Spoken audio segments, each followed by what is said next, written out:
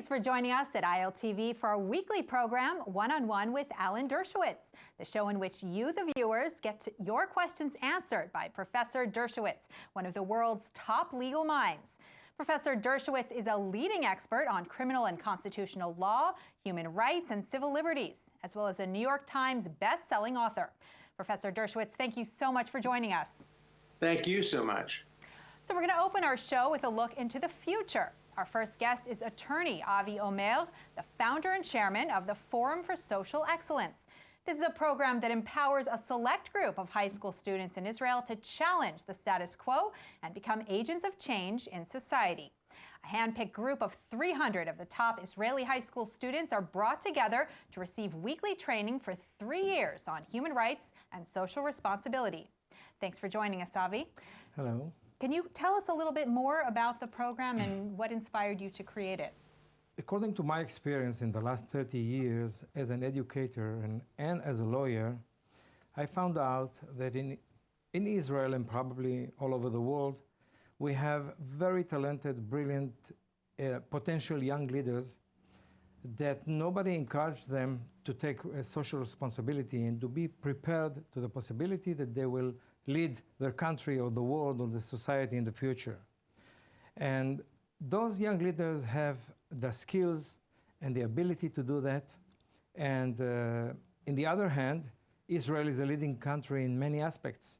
And we have here people who gained the Nobel Prizes and many other prizes.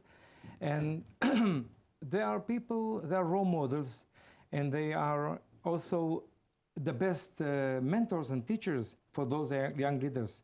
So the combination between these two groups led to the program, and the results showed that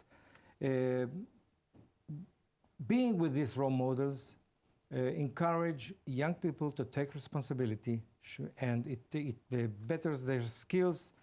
And we're also honored to have Professor Erwin Kotler, the founder and chairman of the Raoul Wallenberg Center for Human Rights. Professor Kotler is the former Minister of Justice and Attorney General of Canada, a former member of Parliament, and a leading expert on international and human rights law. Professor Kotler, as a distinguished law professor at McGill University, what is your take on the forum? Well, I want to commend Avi for this initiative. This not only trains young people, in this case high school students, in the importance of human rights and social responsibility, but engages them, it involves them, it sensitizes them of the importance of human rights as allowing us to pursue justice. In this sense, they can become change agents, they can become pursuers of justice and help bring about a more just society. They can better the human condition. Professor Dershowitz, do you think the initiative will bring on a new generation of leaders to carry on the work to which you and Professor Kotler have dedicated your lives? Well, first of all, I want to thank the two guests for coming on. They're both amazingly important people. I've known Erwin Kotler for more than 50 years, and he is the leading human rights person in the world. I have nominated him for a Nobel Peace Prize because of the work he has done over the years. There is no more important person who speaks out neutrally for human rights and civil liberties in a world that's so divided by partisanship. And it's so important to start in high school. More and more I speak these days on high school campuses because students are learning how not to think on many high school campuses. They're learning simply to react to the political correctness of many of their teachers, the ideological extremism of their teachers. You know, we always talk about how wonderful young people are. Let's remember that it was young people who burned the books in Munich and called for the death of Jews. It was young people who supported Stalin. Age has nothing to do with virtue.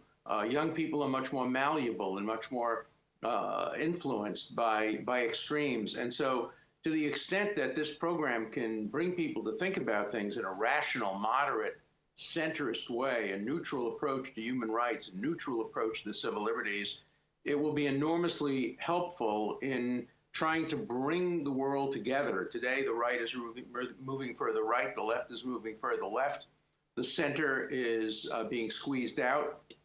And to the extent that the high school students can be educated in nuance and in calibration and in not seeing things in extreme ways, that can be an enormous help for the future. One of the main activities in the forum is called the Moot Court, in which students have several months to prepare for a mock trial regarding a human rights issue. They're assisted in their research by top law firms and faculty in Israel. The topic for the 2018 Human Rights Youth Moot Court is the subject of racial hygiene. For our viewers, I want to explain what this is. A big part of the justification for the extreme measures the state took in Nazi Germany against minorities, both in Germany and the territories it occupied in World War II, was a scientifically based argument of biological protection. And by that I mean an actual genetic consideration, quote, for the good of the German people and mankind to preserve the, quote, good genes and get rid or prevent the bad genes. So students will be chosen to represent the international community with a message that those who violate human rights will always face justice, and that being the future leaders and trailblazers, they should strive to protect human rights values at all times. So in attendance will be judges from the Israeli Court of Justice, the German Court of Justice, the International Criminal Court, the European Convention on Human Rights, and the European Court of Justice. The person under investigation in the case is Dr. Ernst Rudin, who was a proponent of policies in Nazi Germany and its mission to use what he called racial hygiene. He played a major role in the Nazi racial health policies, which led to the deaths of 6 million Jews in the final solution. So Avi, Rudin laid the scientific foundation to mass murder, but he was never brought up on charges. How effective do you think it will be to bring this up at the Moot Court? Unfortunately, the subject of human rights is not a part of the formal education system, at least in Israel. We are using Ernst Rudin not because of his private personality or who he was. Ernst Rudin represents a category of leaders, scientists, and those who left a very bad mark on humanity. Ernst Rudin is just an example. Ernst Rudin was very well known because of two, let's say, remarkable activities. The first one was his contribution to the sterilization in Germany. And the second one was the euthanasia. He was a very powerful scientific. He was a very powerful person. He ruled the German Psychiatry Society, and he used his powerful positions to push his ideas, his racial hygiene ideas, and in the end of the day, he was the cause of sterilizing more than 400,000 people and killing another 300,000 people because he decided they're not fit for life. And he was the one who created the selection forms. He was the one that led to the legislation in Germany about these things. And what started from a beautiful idea about improving mankind ended in the end of the day in the gas chambers in Poland. Mm-hmm. And you can say that what Rudin did in Germany was just the pilot for the Holocaust. And the staff that used to work for the euthanasia program was moved, all of it was moved into Poland in the Reinhard operation, and they were the one who built the gas chambers, and they were the one who were operating it. Let me comment on this, please, if I can. I think the problem you've posed to the students is far too easy. Obviously, this man is a villain. If you instead had put on trial the great Justice Oliver Wendell Holmes, or Justice Louis Brandeis, a great Jewish justice in the Supreme Court, they were the ones who accepted sterilization as a policy in the United States. Sterilization in the United States was a liberal policy. It was pushed very hard at Harvard University by geneticists. And when the doctors were put on trial in Nazi Germany, they cited Oliver Wendell Holmes' opinion in Buck versus Bell, where he said, quote, 3 generations of imbeciles are enough. And he authorized the mandatory sterilization of many, many, many Americans, many of whom were not, in fact, mentally challenged. It's so easy to put obvious villains on trial, but it's much more difficult for students to understand that the road to hell is paved with good intentions. And the only justice who dissented in Buck versus Bell, the mandatory sterilization case, was a religious Catholic conservative who said his religious views would not allow sterilization. All the liberals on the court supported it, just like the liberals on the United States Supreme Court supported detention, mandatory detention for 110,000 Japanese Americans. So I think at some point in the future, it would be a really good thing to put, quote, good people on trial. Franklin Delano Roosevelt, Justice Douglas, Justice Black, Justice Holmes, Justice Brandeis, for allowing their, quote, liberal principles to lead them down the road to hell, unintended as it may have been. But the idea of mandatory sterilization, mandatory incarceration based on race, based on genetic factors, is what was the prelude to what we talked about in the case that you're putting before your students. Professor Kotler, how do you feel about what Professor Dershowitz has just said in regards to putting the good people on trial rather than an obvious villain? Well, I think there's an important generic principle here, and that is to combat impunity wherever it takes place. To take the case of Rudin and put it as well in the larger context, if the 20th century and the first part of the 21st century were the age of atrocity, they were also the age of impunity. Few of the war criminals were brought to justice. Few of those who might have even been characterized as war criminals were even thought of being brought to justice. So it's very important for us to challenge the impunity, because what we are witnessing today are cultures of corruption and criminality underpinned by cultures of impunity. So that has to be an objective, and I think this program has that, combating of impunity and the assuming of responsibility as that kind of objective. No, I agree completely. And, you know, a great disservice was done by Hannah Arendt, who was a despicable human being. She may have been a brilliant intellectual, but she came to Jerusalem not to watch the trial of Adolf Eichmann, but to miss the trial and write a horrible book in which she described Eichmann as banal and talked about the banality of evil.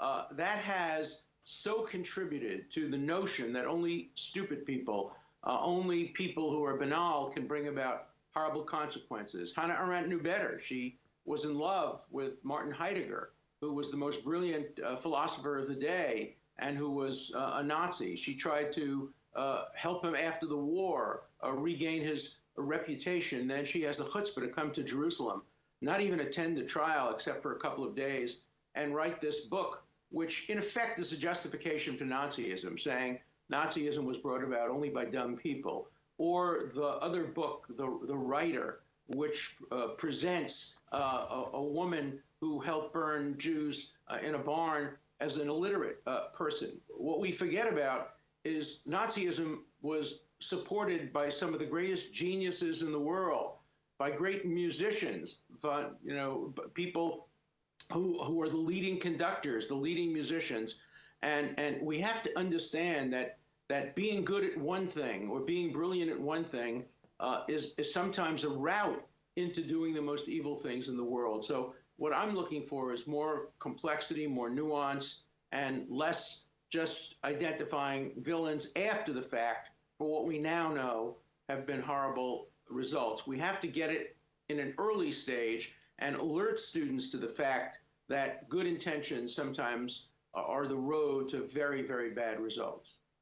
Avi, how do you feel about what Professor Dershowitz and Professor Kotler are saying here?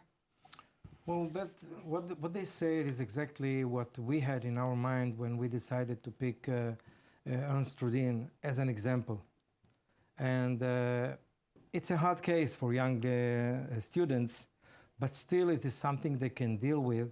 And this is something that after such a long process of learning the case and confronting with the facts, they come out with a clearer picture about this world and about the way things can go wrong, starting from a beautiful idea to the very wrongful end that we all know, the Holocaust and so on. Avi, can I ask you a question? how do you expect students to defend the defendant in this case? Are you expecting them in a moot court to present both sides of the issue? And how do you expect students to defend somebody who, it turns out, was an important contributor to the death of so many millions of people? Yes, of course they are expected to present both sides, and they are still in the beginning of the process of learning what can defend him.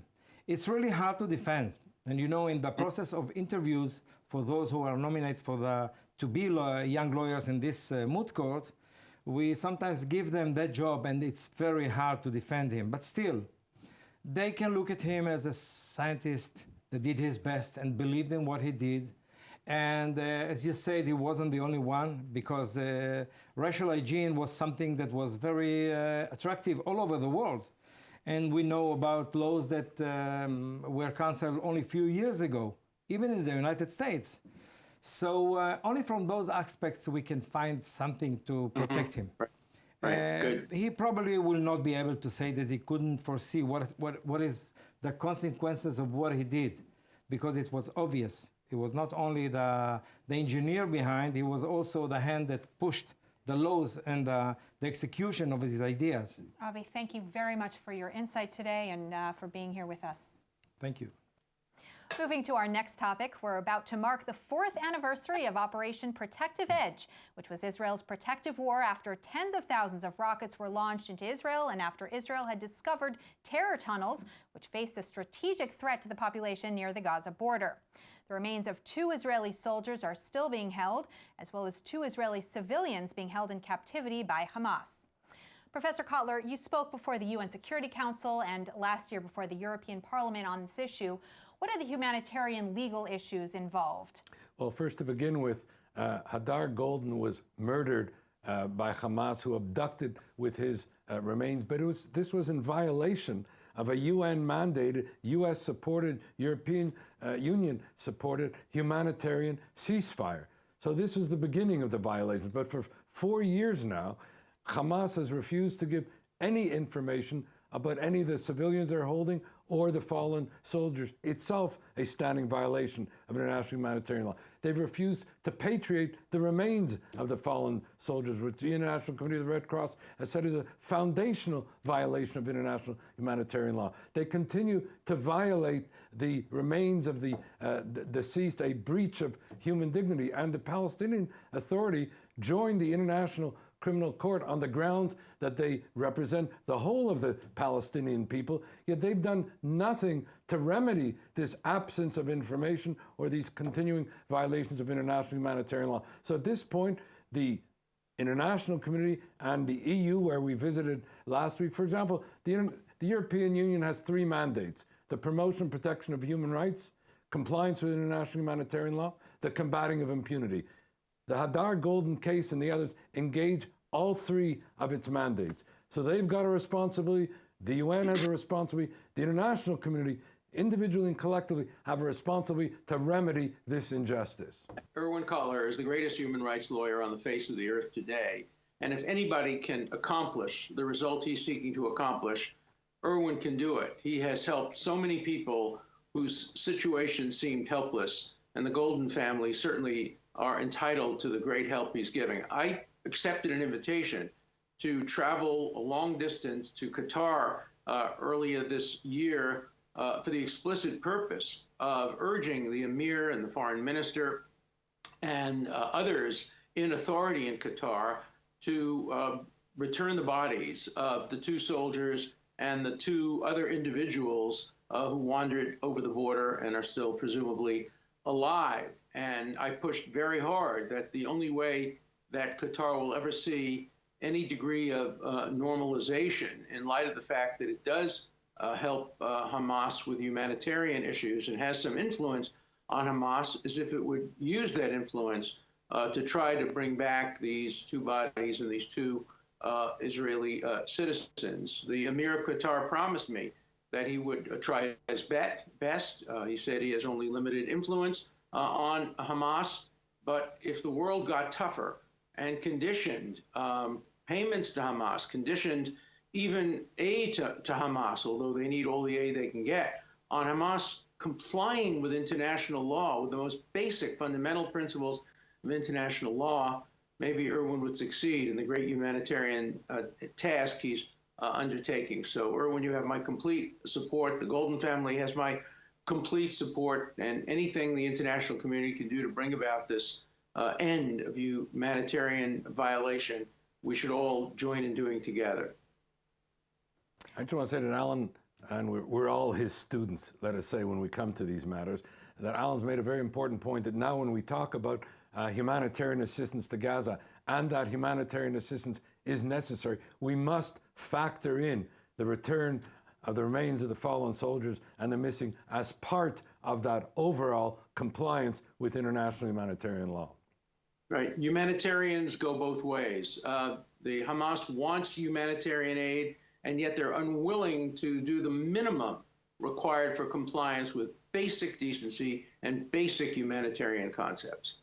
If more people in the world were like Avi and Irwin and doing the kinds of great humanitarian things they're doing, this would be a much better world. So people, please emulate these two great men and follow their lead. That's all the time we have. Thank you so much, Professor Irwin Kotler, and of course, Professor Alan Dershowitz, for your insight. We'll be back with you next week with more insight and legal analysis from one of the world's top legal minds, Professor Alan Dershowitz. Thanks so much for joining us.